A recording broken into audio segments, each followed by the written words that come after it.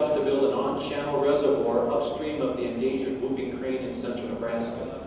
That's the kicker that I think prevents an on-channel reservoir from being built. Off-channel, where you put a dam on a dry gully like Rotary S and you pipe the water there, that's a different story. I think we'll see some of those. I understood that the reservoirs south of Denver, primarily Cech, were built for flood control in case there's another 65 floods. Now, if you fill those with water, they cannot take flood water. Is that true or not true? That's an excellent question. So on Chatfield Reservoir, the U.S. Army Corps of Engineers did a study about 10 years ago where they determined they built Chatfield Reservoir to the size of the terrain, and then they did their modeling on the probable maximum precipitation, probable maximum flood. They determined that Chatfield Reservoir was overbuilt. It was built bigger than it needed to be to capture the worst possible precipitation event upstream.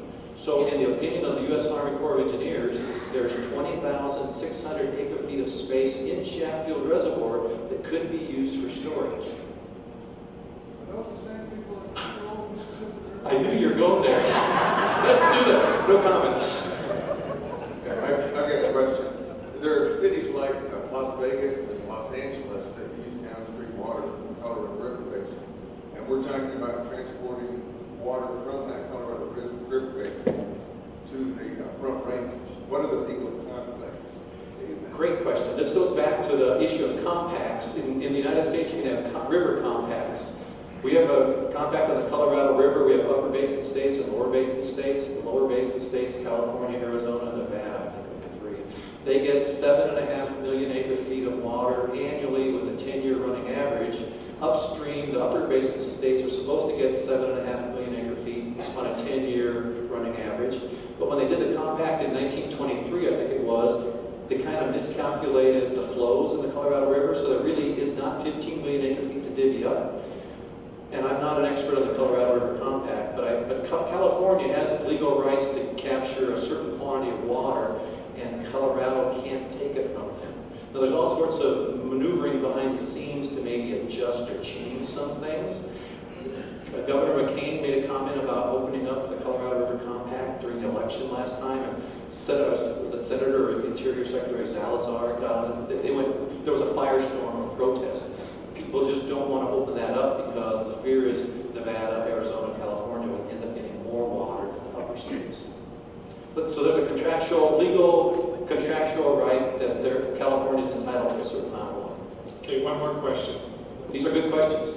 Well, I was curious to know about the farmers that sell their water rights because it's more beneficial, especially if it's 6 years old. And I'm thinking that when you've got new development that requires water, I'm thinking about what happens to that land and what happens to the farmers at that point, to the land. I mean, does that create openings for more development that creates more demand for water, or what's the cycle? Great ending question, because you hit the target right on the nose of the issue, and that is, it depends where the farm is located. If the farm is on the outskirts in the annexed area of a city, let's say Brighton or Commerce City, it'll probably be a subdivision down the road and it transitions to an urban area.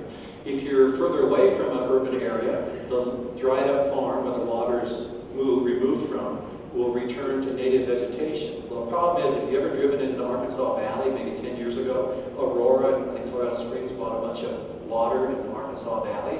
They tried to revegetate the ground. I was there in 1992, and the weeds were, I think, 10 foot tall. Ground that's been irrigated for 100 years doesn't just go back to native vegetation by itself. It's got to be kind of pampered for a long time because it's so dry and salt issues and so forth. A lot of times you'll have weeds, you'll have dust. I was at a center pivot not far north of you, maybe 10, 15 miles by Brighton a couple years ago. Center pivot, the well had been shut off, they couldn't irrigate. The tumbleweeds, I took a picture, the tumbleweeds touched the bottom of the center pivot, which had to be 8 foot tall. Saddest sight I'd seen in my life. So in some cases, the dried up ground may turn into houses. Other cases, weeds if it's not managed properly. Other cases, revegetated to native grass. But the bigger issue is what happens to the local tax base, your local social structure, the folks that want to live there, your community lifestyle, pretty much destroyed.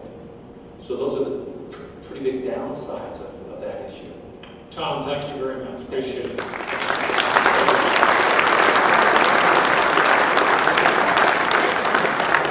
Tom, for our very special speakers who have more than 3 questions, we have something special for you.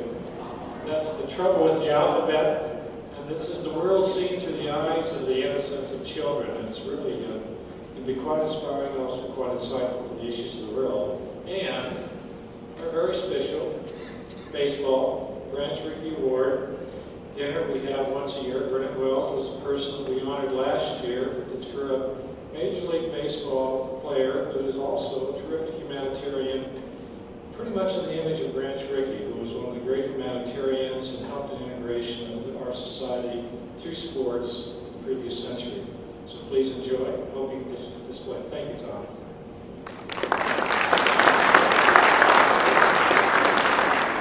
Okay.